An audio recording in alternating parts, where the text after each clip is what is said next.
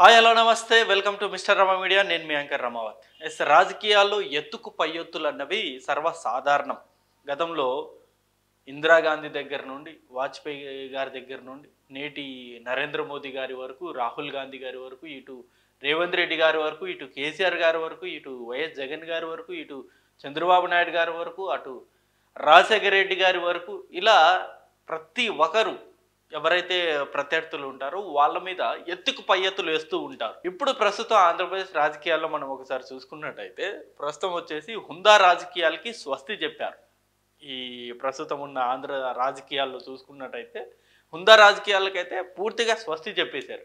గతంలో మనం చూసాం, ఇదే చంద్రబాబు నాయుడు గారు, ఇదే రాజశేఖర రెడ్డి గారు ఉన్నప్పుడు ఎంత హుందాతనంగా రాజకీయాలు చేశారో మనం అందరూ చూసాం. ఇద్దరు కలిసిమెలిసి ఉండేవాళ్ళు, హ్యాపీగా ఉండేవాళ్ళు. రాజకీయ పరంగా ఎన్నో విమర్శలు చేసుకున్నా సరే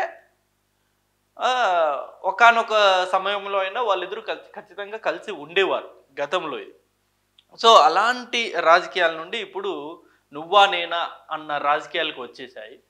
సో ఈ అంశం గురించి ప్రస్తుతం ఈ వీడియోలో నేను డిస్కస్ చేయబోతున్నాను. చంద్రబాబు వ్యూహంలో చిక్కుకున్న వైఎస్ జగన్ అనే టాపిక్ మీద. సో ఈ అంశం మీద మీ అభిప్రాయాన్ని కూడా ఖచ్చితంగా కింద కామెంట్ రూపంలో తెలియజేయండి. అలాగే నా ఛానల్ని మీరు సబ్స్క్రైబ్ చేయని వాళ్ళు ఉంటే తప్పకుండా సబ్స్క్రైబ్ చేసుకోండి. అండ్ ఈ వీడియో చాలా ఇంట్రెస్టింగ్గా ఉండబోతుంది. చివరి వరకు ఈ వీడియో చూడండి, చూసి మీ అభిప్రాయాన్ని కూడా కింద కామెంట్ రూపంలో తెలియజేయండి. ఓకే, ఇక వైఎస్ జగన్ గారు గతంలో మనం అధికారంలో చూసాం. 2019లో 151 స్థానాలతోటి భారీ మెజార్టీతోటి సీఎం అయ్యారు. ఎలాగైనా సరే చంద్రబాబు నాయుడు గారిని ఇబ్బంది పెట్టేయాలి, ఇక టీడీపీ పార్టీని నామరూపాలు లేకుండా చేయాలి, టీడీపీలో ఉన్న నాయకుల్ని ఇబ్బంది గురి చేయాలి, వాళ్ళకి జైలుకు పంపించాలి, వాళ్ళకి చిప్పకూడి తినిపించాలి అని చెప్పేసి గత 2019 నుండి 2024 వరకు వైఎస్ జగన్ గారు శత విధాలుగా ప్రయత్నాలు చేశారు. అందులో కొంతవరకు సక్సెస్ అయ్యారు.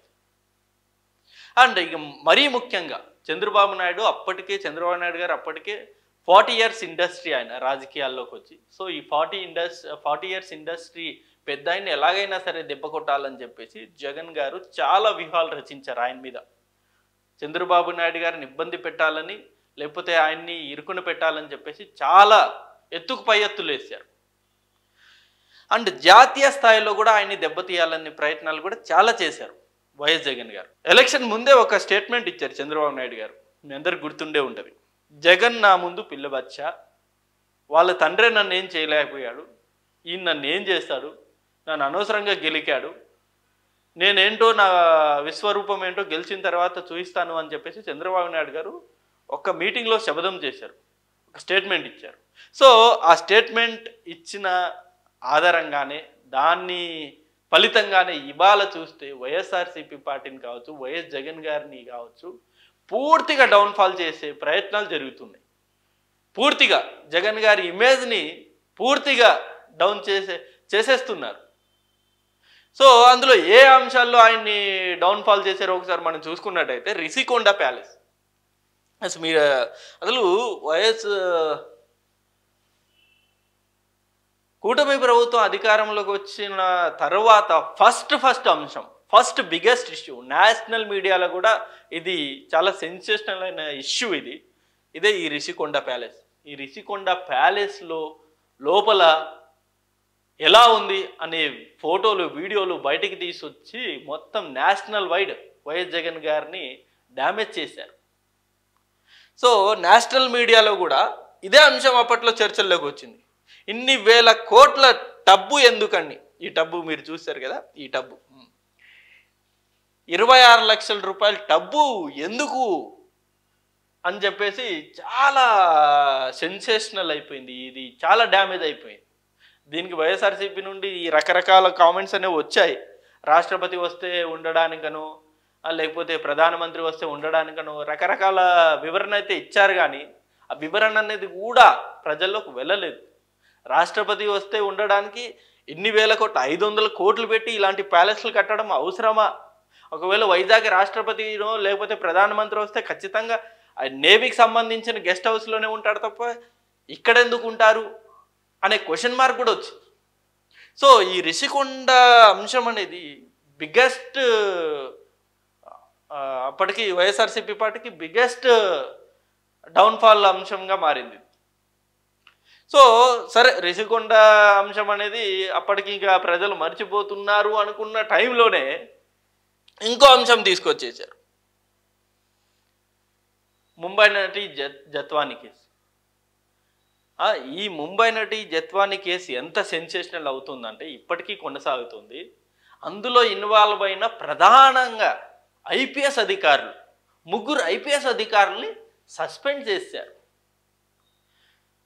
అలాగే ఎవరైతే కారకులు ఉన్నారో ఈ కేసులో, ముంబై నటి జత్వాని కేసులో ఎవరైతే కారకులు ఉన్నారో వాళ్ళందరినీ కూడా ఇంకా త్వరలో అందరినీ సస్పెండ్ చేయబోతున్నారు, అందరినీ కోర్టుకు తీసుకెళ్ళిపోతున్నారు, జైలుకి తీసుకెళ్ళిపోతున్నారు. ఎవరెవరైతే ఇన్వాల్వ్ అయ్యారో కింది స్థాయి నుండి ఎస్ఐ, సిఐ, డీజీపీ, లేకపోతే డిఐజీ, సిఐ, ఇలా ఎవరైతే ఇన్వాల్వ్ అయి ఉన్నారో వాళ్ళందరూ కూడా ప్రస్తుతం సస్పెండ్ అవుతున్నారు. సస్పెండ్ అవడమే కాకుండా త్వరలో వాళ్ళు జైలుకు కూడా వెళ్ళిపోతున్నారు. సో ఈ అంశంలో కూడా ప్రస్తుతం వచ్చేసి ఈ అంశం అనేది జగన్ గారిని లేకపోతే వైఎస్ఆర్సీపీ పార్టీని భారీ డ్యామేజ్ చేసింది. ఎందుకంటే ఈ అంశం కూడా నేషనల్ వైడ్గా ట్రెండింగ్ అయింది. ఒక అమ్మాయిని హింసించడానికి, ఒక అమ్మాయిని ఇబ్బంది పెట్టడానికి ఇన్ని సంస్థలు పనిచేయాలా? లా అండ్ ఆర్డర్ ఏమైపోయింది? పోలీస్ వ్యవస్థ ఇంతగా ఇన్వాల్వ్ అవ్వాలా ఒక అమ్మాయి కోసం? అసలు కేసు కట్టకముందే ముంబైకి వెళ్ళి అమ్మాయిని తీసుకొచ్చేయడం ఏంటి? 40 రోజులుగా ఒక గెస్ట్ హౌస్లో బంధించడం ఏంటి? 40 రోజులుగా చిత్రహింసలు పెట్టడం ఏంటి? ఇలా రకరకాల స్టేట్మెంట్లు అనేవి బయటకు వచ్చాయి. సో ఆ కేసు అనేది ఇప్పుడు వైఎస్ఆర్సీపీ పార్టీకి నిద్ర లేకుండా చేస్తుంది లిటరల్లీ.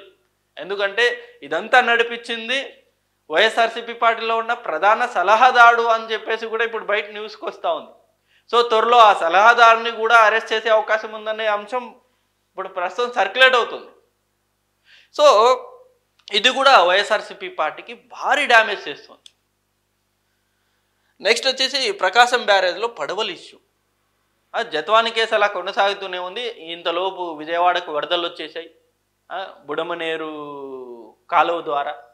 సో ఈ అంశంలో కూడా చంద్రబాబు నాయుడు గారు ఫెయిల్యూర్ అయిపోయారు అని చెప్పేసి వైఎస్ఆర్సీపీ పార్టీ లేకపోతే వైఎస్ జగన్ గారు ఎంత బయటకు వచ్చినా, ఎన్ని స్టేట్మెంట్లు ఇచ్చినా సరే ప్రజలు దాన్ని అంతగా యాక్సెప్ట్ చేయలేదు.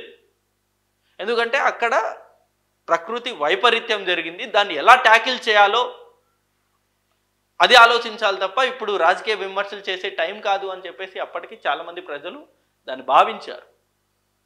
అలా భావించి చంద్రబాబు నాయుడు గారు అహర్నిశలు అక్కడే ఉండి 10-15 రోజుల దాకా అక్కడే ఉండి ఇప్పుడు విజయవాడని మొత్తం కంప్లీట్గా ఈ వరదల నుండి ఆయన బయటికి తేగలిగారు. ఆ సింగనగరు, ఆ పరిసర ప్రాంతాలన్నీ కూడా ఏవైతే మునిగిపోయాయో ఆ ప్రాంతాలన్నింటినీ కూడా ఇప్పుడు సేఫ్ జోన్లోకి తేగలిగారు. సేఫ్ జోన్లోకి తేవడమే కాదు, ఎవరైతే నష్టపోయారో వాళ్ళకి ఇప్పుడు 25,000, 10,000, 15,000 ఇలా నష్టపరిహారం కూడా ఇస్తున్నారు. సో అందులో చంద్రబాబు నాయుడు గారు సక్సెస్ అయ్యారు. బట్ చంద్రబాబు నాయుడు గారి వల్లే ఈ వరదలు వచ్చాయని చెప్పడంలో కొంతవరకు వైఎస్ఆర్సీపీ పార్టీ ఫెయిల్యూర్ అయిపోయింది. మరీ ముఖ్యంగా ప్రకాశం బ్యారేజ్లో ఈ బోట్లు వదిలి ప్రకాశం బ్యారేజే కూలిపోయేలా కుట్ర పన్నారు అని టీడీపీ పార్టీ ఎప్పుడైతే ఆరోపణలు చేసిందో అప్పుడు అది చాలా సెన్సేషనల్ న్యూస్ అయిపోయింది. నిజంగా ఇంత ఘాతుకానికి వీళ్ళు పాల్పడ్డారా అని చెప్పేసి నిజంగా అంటే వైజాగ్ ఇది విజయవాడ వాసులు కావచ్చు, గుంటూరు వాసులు కావచ్చు, లేకపోతే ఆ కింద ఉన్న అనేక ఊర్లు, అనేక ప్రాంతాల వాసులు ఇదే అనుకుంటున్నారు. ఒకవేళ నిజంగా ఆ బోట్లు వచ్చి ప్రకాశం బ్యారేజ్ని గట్టిగా డ్యామేజ్ చేసి ఉంటే పరిస్థితి ఏమై ఉండేది? ఎన్ని గ్రామాలు మునిగిపోయి ఉండేవి, ఎన్ని ప్రాణ నష్టం జరిగి ఉండేవి? ఇలా నిజంగా వాళ్ళు ఇదే మాట్లాడుకుంటున్నారు. సో ఈ ప్రకాశం బ్యారేజ్ బోట్లు అనే అంశంలో వైఎస్ఆర్సీపీ నాయకులు ఉన్నారు కీలకంగా అని చెప్పడంలో టీడీపీ పార్టీ సక్సెస్ అయ్యింది. సో ఈ అంశం కూడా వైఎస్ జగన్ గారిని లేకపోతే వైఎస్ఆర్సీపీ పార్టీకి భారీగా దెబ్బతీస్తుంది, డౌన్ఫాల్ అయ్యేలా చేస్తుంది. నెక్స్ట్ తిరుపతి లడ్డులో కల్తీనే. ఈ అంశం అయితే ఇక ప్రపంచవ్యాప్తంగా ట్రెండింగ్లో ఉంది. ఎక్కడెక్కడైతే మన హిందువులు ఉంటారో వాళ్ళందరూ కూడా ఇదే ఇప్పుడు ప్రస్తుతం దీని గురించే మాట్లాడుకుంటున్నారు. గత 5 సంవత్సరాల్లో మనం తిన్న లడ్డులో జంతువులు కొవ్వుతో చేసిన నెయ్యి వాడారంట అనే అంశం గురించే ఇప్పుడు ప్రస్తుతం మాట్లాడుకుంటున్నారు. అంటే ఇప్పుడు నేషనల్ మీడియాలో కూడా ఇదే డిబేట్ నడుస్తూ ఉంది. ప్రధానమంత్రి వరకు కూడా ఇష్యూ వెళ్ళిపోయింది. ఆల్రెడీ కేంద్ర మంత్రులు ఎంతోమంది ఇప్పుడు ఎంక్వైరీ వేయడానికి సిద్ధంగా అయ్యారు. కొందరు ఎంక్వైరీ వేశారు already. ED enforcement director ED enquiry కూడా వేశారు, విజిలెన్స్ ఎంక్వైరీ కూడా వేశారు. ఈ ఇష్యూ అన్నది ప్రస్తుతం వైఎస్ జగన్ గారిని, వైఎస్ఆర్సీపీ పార్టీ నాయకుల్ని నోరు కూడా విప్పలేని పరిస్థితుల్లో పెట్టేసింది. ఇప్పుడు వాళ్ళు వివరణ కూడా ఇచ్చుకోలేని పరిస్థితి. కేవలం వైఎస్ జగన్ గారు బయటకు వచ్చి ప్రెస్ మీట్ పెట్టి ఇవి ఖండించారు తప్ప ఏ ఒక్క నాయకులు కూడా బయటకు వచ్చి దీని గురించి మాట్లాడి దీనికి ఖండించే పరిస్థితి లేకుండా అయిపోయింది ఈ లడ్డు అనే అంశం అనేది. సో ఈ అంశం అనేది ఇప్పుడు ఈ అంశంతో వైఎస్ఆర్సీపీ పార్టీ గ్రాఫ్ అనేది పూర్తిగా డౌన్ఫాల్ అయిపోయింది. ఇది మటుకు ఖచ్చితంగా ప్రతి ఒక్కరు అగ్రి చేయాల్సిన వాస్తవం ఇది. ఇక ఎగ్ పఫ్ ఇష్యూ అంటారా, ఇదైతే మామూలు ఇష్యూ కాదండి. దీని మీద చాలా ట్రోల్స్ వచ్చాయి. అరే వైఎస్ జగన్ గారు ఏంటి ఎగ్ పఫ్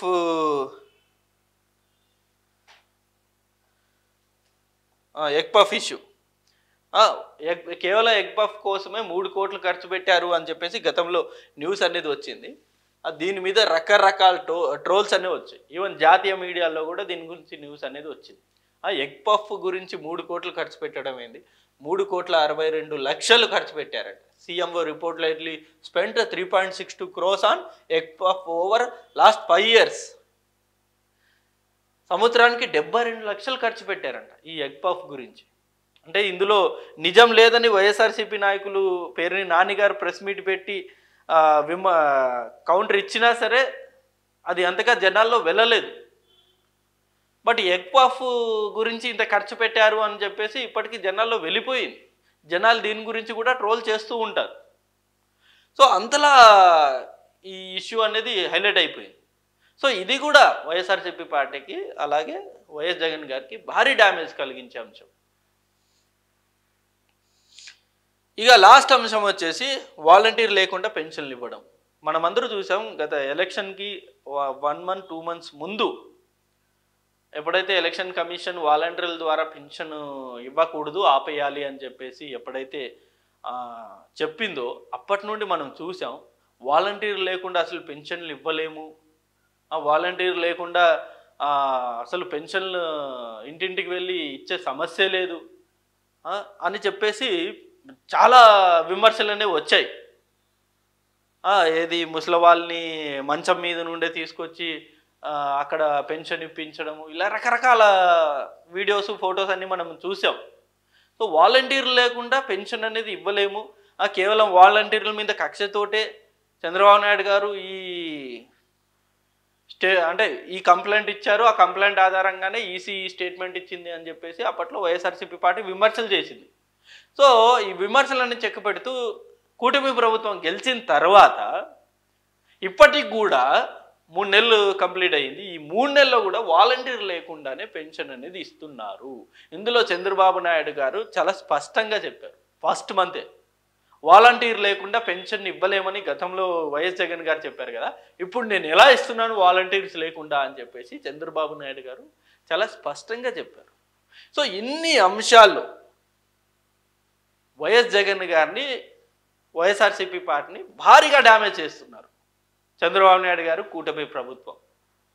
సో ఎలాగైతే 2019 నుండి 2024 వరకు ఎలాగైనా టీడీపీ పార్టీని డ్యామేజ్ చేయాలి, టీడీపీ పార్టీని డౌన్ఫాల్ చేయాలి, భారీగా దెబ్బతీయాలని వైఎస్ జగన్ గారు శతవిధాలుగా ప్రయత్నాలు చేసి ఫెయిల్యూర్ అయిపోయారు.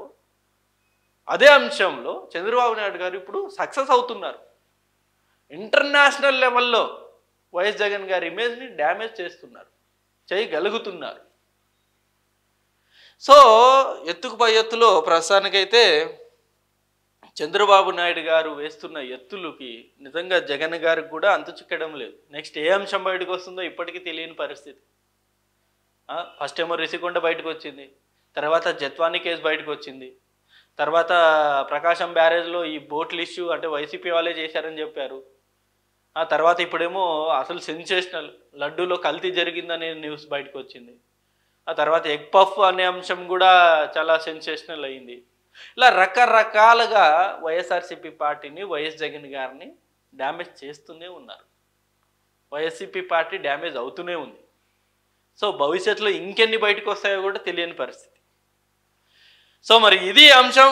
అండ్ ఈ అంశం మీద ఖచ్చితంగా మీ అభిప్రాయాన్ని కూడా కింద కామెంట్ రూపంలో తెలియజేయండి. Thank you for watching this video.